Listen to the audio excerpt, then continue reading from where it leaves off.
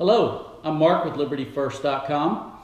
Wanted to put together a quick video for first-time pistol shoppers. Quite a confusing purchase if you don't know exactly what you're looking for. So I want to touch real quickly on three key topics to keep in mind when shopping for your first semi-auto pistol that will hopefully help you choose the proper gun to fit your needs.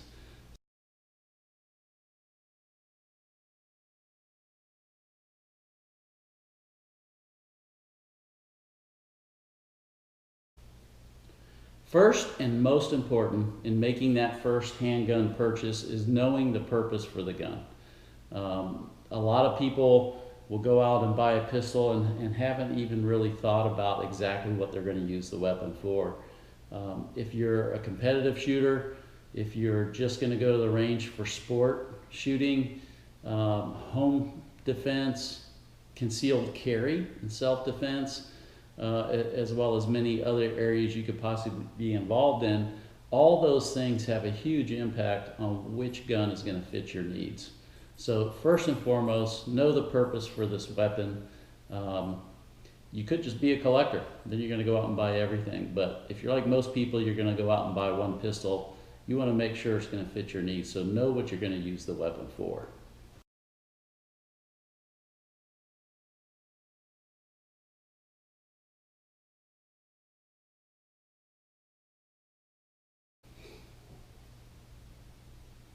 All right, second item, very important.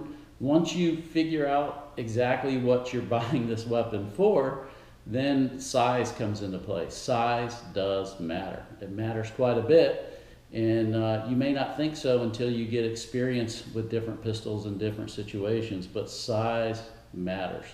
Most of the major manufacturers have three different size frames for their semi-auto pistols. They normally call it something along the lines of subcompact, which is the smallest, compact, which is the medium-sized frame, and then standard or full frame or whatever for the larger frame. You get a larger frame, there's more to hold on to, can hold more ammo, can be more precise. If you really want to get precise, you go real long, you get a rifle. Compact is still quite a nice frame size to hold on to. A little bit lighter in weight, usually similar magazine capacity. And then you have subcompacts. And people are often scared away from subcompacts because they can't get their whole hand on the grip. You can see my pinky's free. This is a 40 caliber subcompact XDS from Springfield Armory.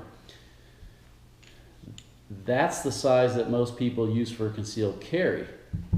Compact, which is the middle size frame, this is the exact same gun, but the middle size frame. It doesn't look huge, but it is significantly bigger.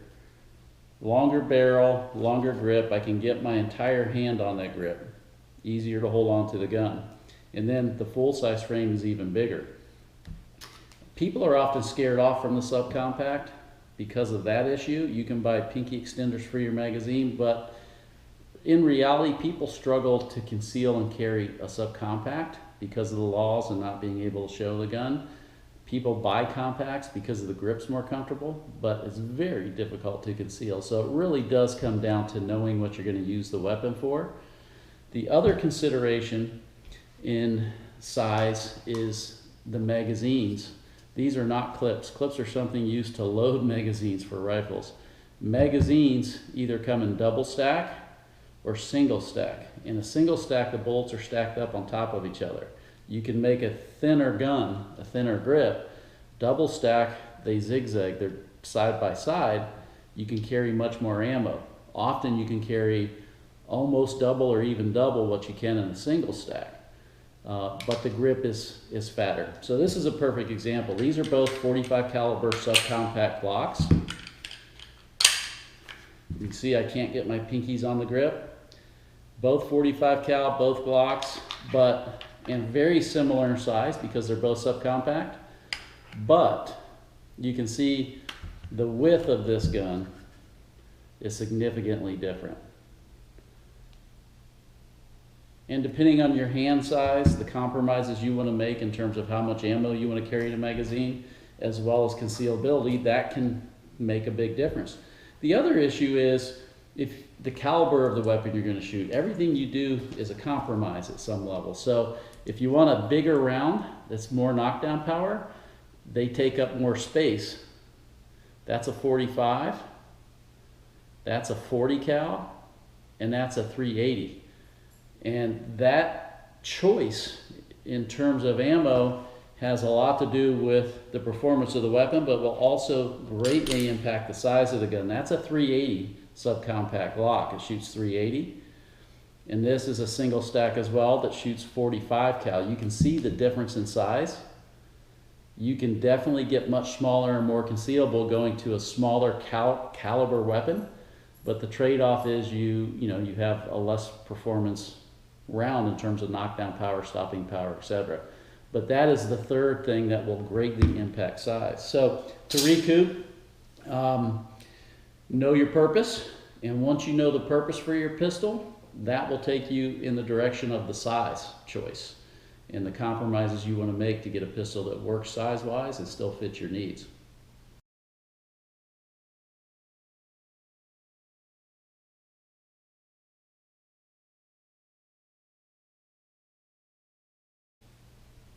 Okay, the third area and final area to hopefully add some clarity to your firearm purchase is the platform, the design of the weapon. And to get into that conversation, it's a little more complex. I aim to hopefully make it simpler for you. I'm going to look at a good old-fashioned traditional revolver. This is a 357 with a 6-inch barrel. But the revolver is a very easy way to show the difference between double action and single action. A double action weapon, when you pull the trigger, you're pulling the hammer back. You can see the hammer go back, you're pulling it back, and then when you hit the breaking point, it fires. That's called double action. You can also shoot many revolvers in single action mode. You pull the hammer back, half the work's already done. So when you pull the trigger, that fires. That's called single action. The distance and weight needed to pull the trigger is much lighter in single action mode than double action mode, because you've done half of the job. So understanding the difference between double action and single action is important, as I put semi-auto pistols in 3 categories to help you hopefully understand your choices when you shop. The first category would be the 1911. This is a John Browning design. It's one of the greatest designs in history. It's still very, very prevalent, super dependable, super well performing. The key feature with a 1911 is that it's a single action gun. You can see the hammer, it's in single action mode there. This gun will only fire in single action. All the pistol designs, the 3 categories I'm going to show you, have in common that you need to load a magazine and then rack the slide to put a bullet in the chamber for it to be ready to fire. When you do that with a 1911, it goes to single action mode, and the only way this gun's ready for action is in single action mode. So if you're in law enforcement or you're using it for self-defense or military, you need a bullet in the chamber, hammer back, and then the safety on. What some people don't like about this design, for new shooters, it's a little more complex. You have a hammer exposed, can be dropped on that hammer, you can bump it, it can catch on things, you can accidentally knock the safety off, and if you do, you have a very light trigger pull in single action mode for that hammer to drop and fire. So that some people are uncomfortable with. In the holster system we sell at libertyfirst.com, I love 1911s, but I would not carry a 1911 in that holster system because of the complexity in the single action mode.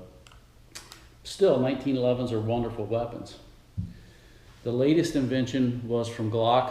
They interviewed leadership in military and law enforcement all around the world and talked to them about designs that they don't currently have that they would like to have. And what they designed was a modern striker fire design weapon. I'm going to pick up the other one because it's green.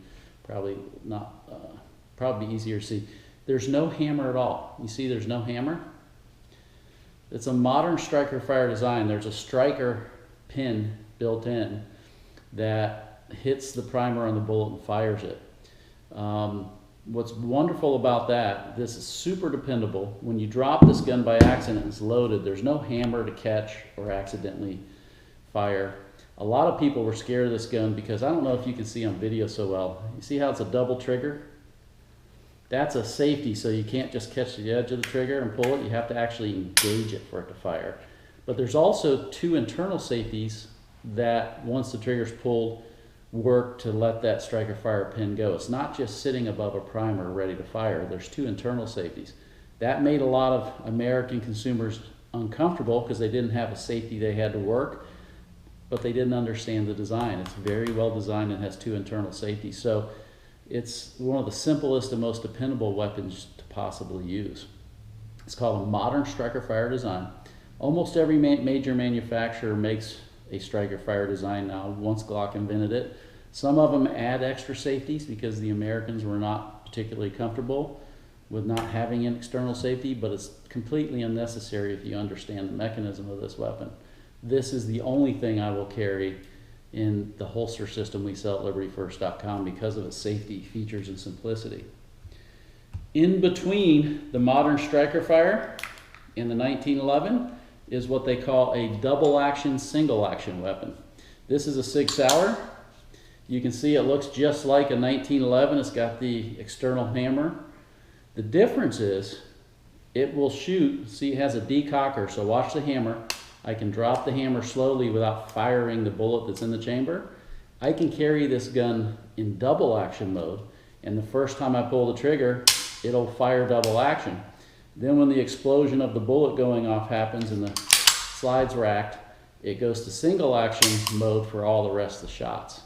And the advantage of this versus the 1911 is that first round you can shoot double action, so you don't have a hammer cocked back and it's still ready to go. It's a variation that took care of that single action issue of the 1911. So the three categories would be the 1911, the double action, single action pistol, and then the modern striker fire pistol. Hopefully these three areas, the purpose, deciding the true purpose for your weapon, the size choices you have, and then the platform will help you choose the right pistol the first time you're shopping. Hope this helps. This is Mark with LibertyFirst.com.